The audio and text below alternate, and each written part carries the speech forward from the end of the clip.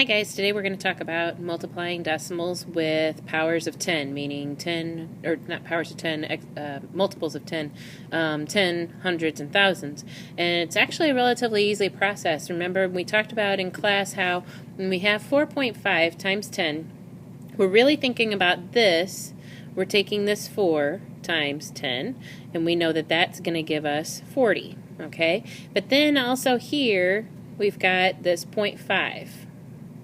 And this 0.5, when I multiply it times 10, 0.5 also is the same as a half. So this is like a half times 10. And 10 as a whole number is the same as 10 over 1. So now I have a multiplication of fractions problem, which gives me 10 halves.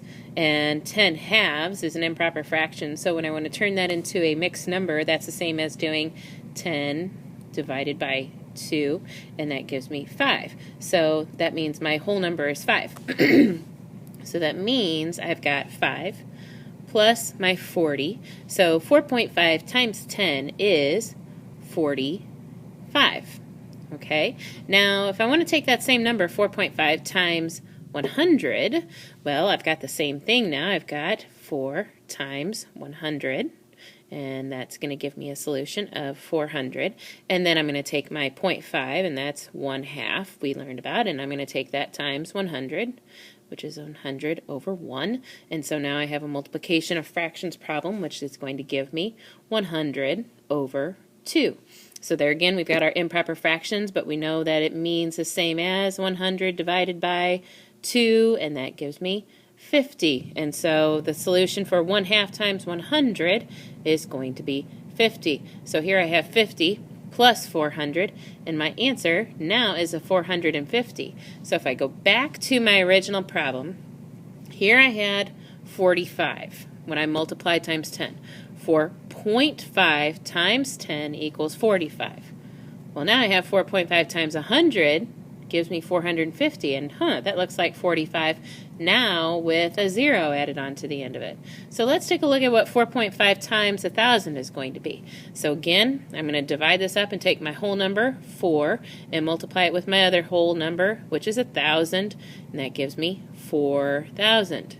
Now I'm going to take my half, and I'm going to multiply that with my 1,000 over 1, and that's going to give me 1,000 over 2, and I know that means the same thing as improper fraction. I've got an improper fraction here, and that means the same thing as 1,000 divided by 2, which I know is 500. And so I'm going to take my solution here of 500, add it together with my 4,000, and I've got 4,500 as my answer. Okay, so again, going back to our previous slide, I had 45 when I times it by 10. So here's my times by 10, and I had my answer 45. Now I times it by 100, and I have an answer of 450. And my next one I'm going to multiply by 1,000, and I have 4,500. And so I remember here's that 45. And then I had 450, and now I have 4,500. So it looks like each time I add a 0, see, like here's my 10, and then I had my 100, then I had my 1,000. Each time I was adding a 0 onto my original answer. And so what we can think about this is, whenever I am multiplying by 10, really I just have to, let's go back, really I just have to, basically, I'm going to move that decimal over. So the decimal, when I multiply by 10, the decimal goes right there to make 45.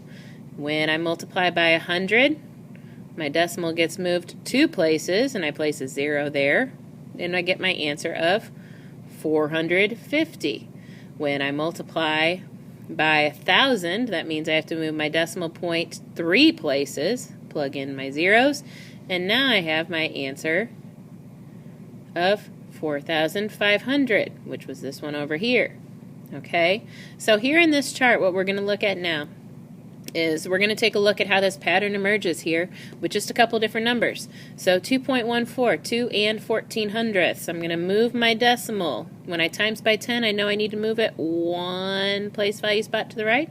So when I do 2.14, times 10, I'm going to get 21.4.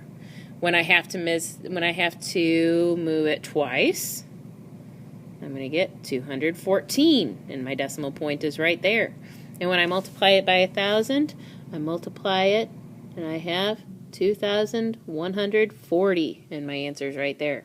Move the decimal yet one more space to the side. So 6/100ths. If I move it and multiply it by 10, my decimal now, my answer is going to be 0.6. If I multiply it by 1,000, well, that means I have to move it another time, so that means my answer is just 6. And when I multiply it by 1,000, I move it yet another time, so 6/100ths times 1,000 is 60. And now I have 2.5. And when I multiply it here by 10, I'm going to move my decimal one space to the right, and I've got my answer of 25. When I multiply it by 100, I'm going to move it yet another space, plug in my 0, so my answer is 250. And when I move it yet another space, I multiply it by 3, and my answer is 2,500. So each time I multiply it by 10, then I'm going to move the decimal point one space to the right. And when I multiply by 100, I'm going to take my decimal point and I'm going to move it 2 spaces to the right. When I multiply by 1,000, then I'm going to move my decimal point 3 spaces to the right. Alright, so it's a quick trick for learning how to multiply with tens, hundreds, and thousands. It makes it a lot easier than having to go back here and do all this math. So it's just a quick trick to help you understand.